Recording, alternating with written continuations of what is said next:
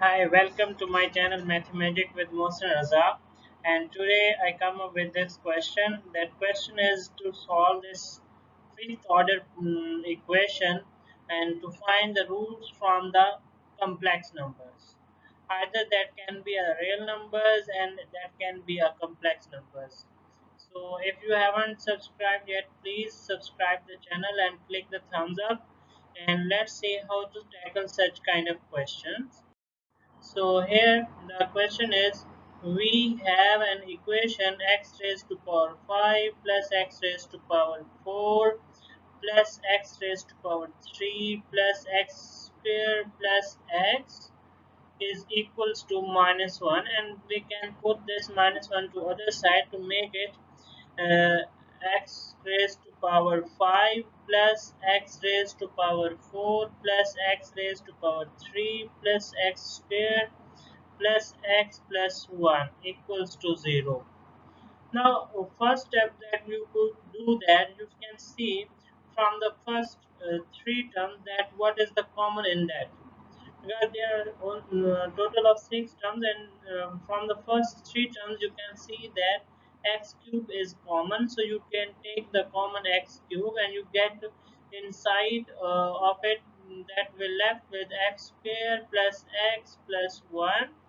And now here the common is 1, so you can put here plus 1 into x square plus x plus 1 and equals to 0. And here the term is x square plus x plus 1 is common, so now we can take it to be common. So what we get? We get x square plus x plus 1 and into x cube plus 1 is equals to 0. Now see that this is actually a cube plus b cube, right? With a to be equals to x and b is equals to 1, and you know that a cube plus b cube is equals to a plus b into a square minus ab and then plus b square. So just taking it into the consideration and putting the a to be equals to x and b equals to 1, we can write this x cube plus 1 is equals to x plus 1 into x square minus x plus 1. So what we have? So we have an equation that will be x square plus x plus 1 into x plus 1 into x square minus x plus 1 equals to 0. And now here the product of three numbers is comes to the 0.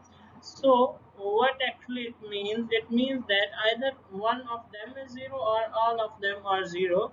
So we take the three cases. The first thing is x square plus x plus 1 is equals to 0.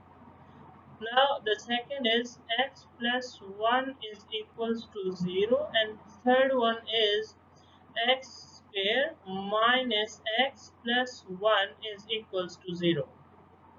Now look how we can solve this quadratic equation, and this is very famous, and we know the solution for the quadratic equation of the form ax square plus bx plus c equals to 0 has x equals to minus b plus minus square root of b square minus 4ac over 2a.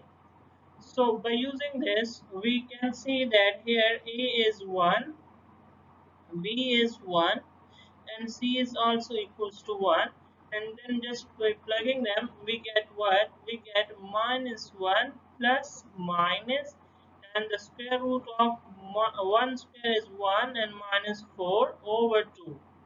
So what it gives? That gives actually minus 1 plus minus minus 3 square root over 2. So this is equals to minus 1 plus 3 square root iota, or someone say I, and with a negative sign as well, and this is 2.